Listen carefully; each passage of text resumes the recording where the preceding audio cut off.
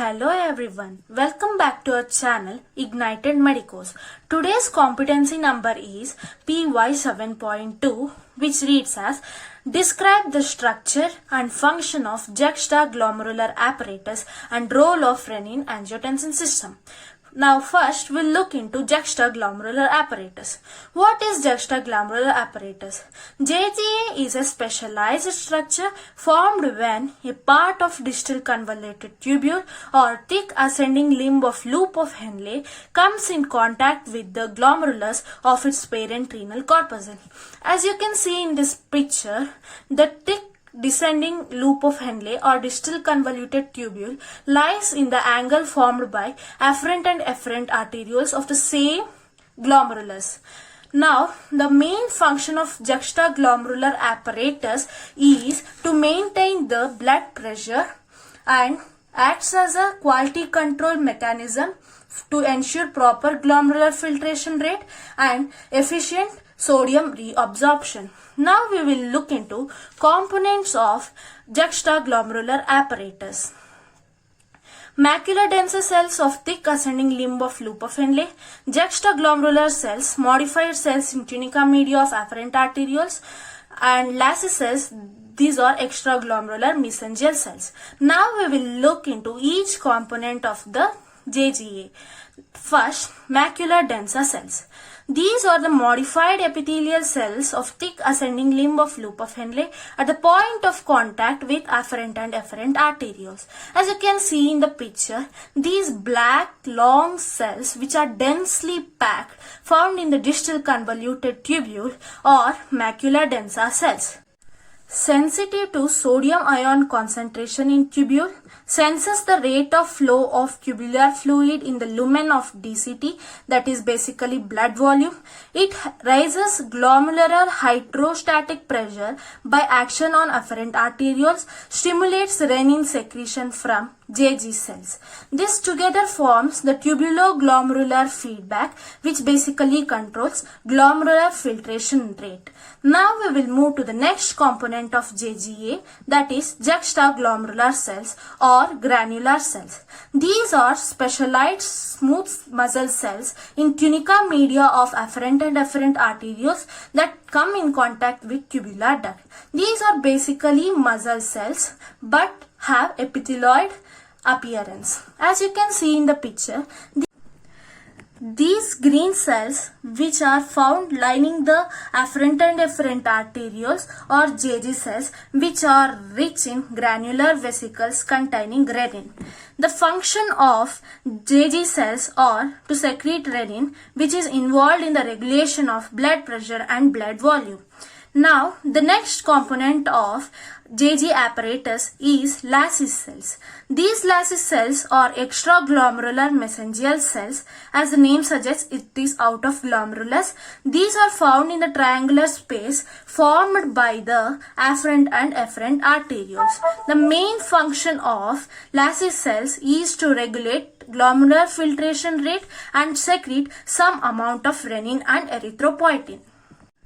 Now we will continue with Renin-Angiotensin system. What is Renin-Angiotensin system?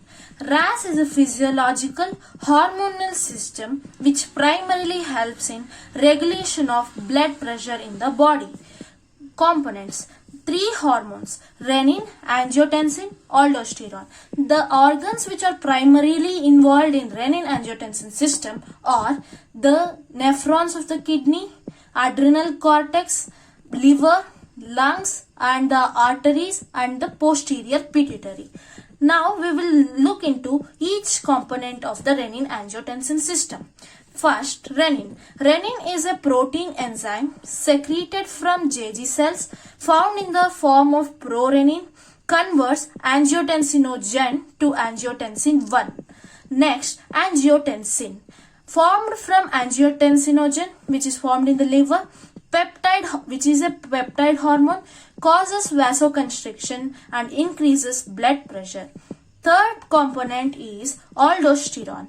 This aldosterone is a mineralocorticoid hormone essential for sodium conservation.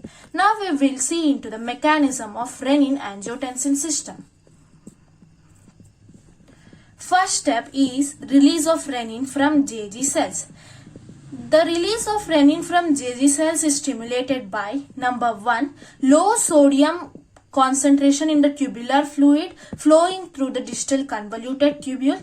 This low concentration of sodium is detected by macular denser cells which release some prostaglandins which stimulate the JG cells to release renin. Number 2, low perfusion pressure in the arterioles detected by the stretch or baroreceptors in afferent arterioles also stimulate the release of renin from JG cells. Number 3 is sympathetic stimulation of JG cells via beta-1 adrenoreceptors which stimulate the release of renin from JG cells. Number 4 is increased circulating catecholamines which is found in the situations like flight and fright.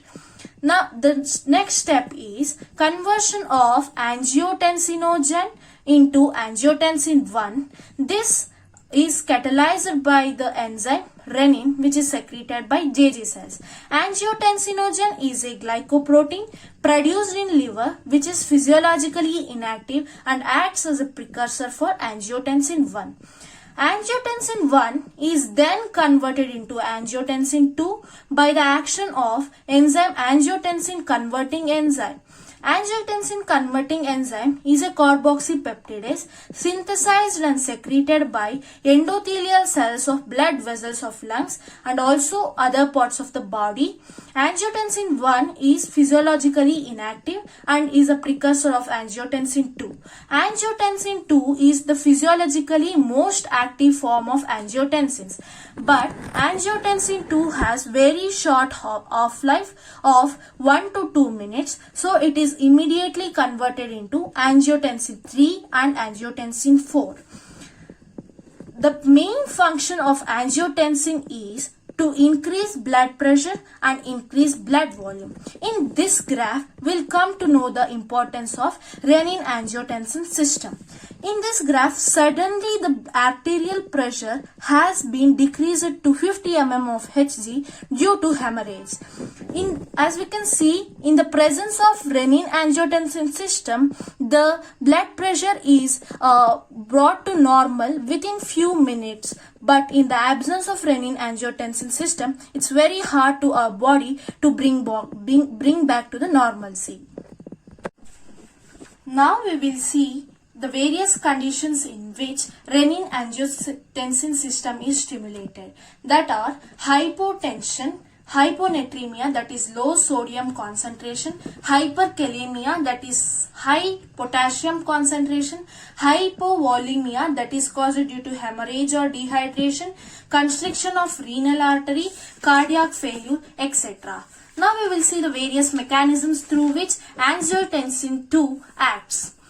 Angiotensin 2 is a powerful vasoconstrictor which constricts the arteries and also some veins. It acts on the adrenal cortex to secrete aldosterone from adrenal cortex, which increases reabsorption of water and sodium and increases the potassium secretion, which in turn increases the ECF volume. It also increases the sympathetic activity that results in increase in the release of noradrenaline, which is a powerful vasoconstrictor. Thirdly, it acts on the mesangial cells present in the triangular space between the afferent and efferent arterioles. The contraction of mesangial cells decreases glomerular filtration rate. Angiotensin 2 also acts directly upon the proximal convoluted tubules of the nephrons and increases sodium and water reabsorption. It also stimulates the third center of the brain and increases water intake, that in turn increases ECF volume. Angiotensin 2 increases ACTH secretion from anterior pituitary. Angiotensin 2 also stimulates posterior pituitary to increase the secretion of antidiuretic hormone, which increases water reabsorption from distal convoluted tubule and collecting ducts, and ADH is also a powerful vasoconstrictor. Angiotensin 3 has 40% of vasoconstrictor and 100% aldosterone secreting activity of angiotensin 2. Now we will look into angiotensin 2 receptors. There are two types of angiotensin 2 receptors. These are 81 and 82. 81 activates phospholipase C, which in turn activates DAG and IP3, increases in intracellular plasma concentration. These receptors are present in arteries and adrenal cortex. 82 activates G proteins, which in turn activates cGMP, present in brain of adults and in neonates. Now we will see into the clinical importance of RAS. Experimental hypertension or gallbladder hypertension. These are experiments made upon animals. There are two experiments, that is 1 kidney gallbladder hypertension and 2 kidney gallbladder hypertension.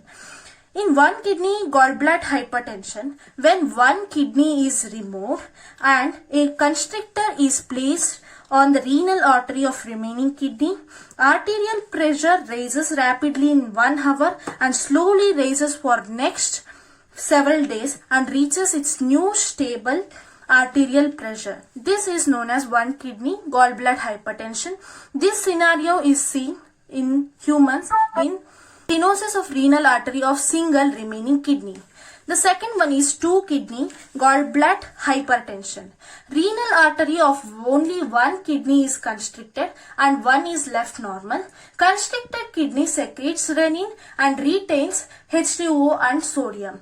But normal kidney also start retaining water and sodium due to the action of angiotensin 2 and aldosterone produced due to the renin secretion in the constricted kidney. This results in the development of hypertension. This is known as 2 kidney gallbladder hypertension. This kind of scenario is seen in stenosis of single renal artery in a person having 2 kidneys.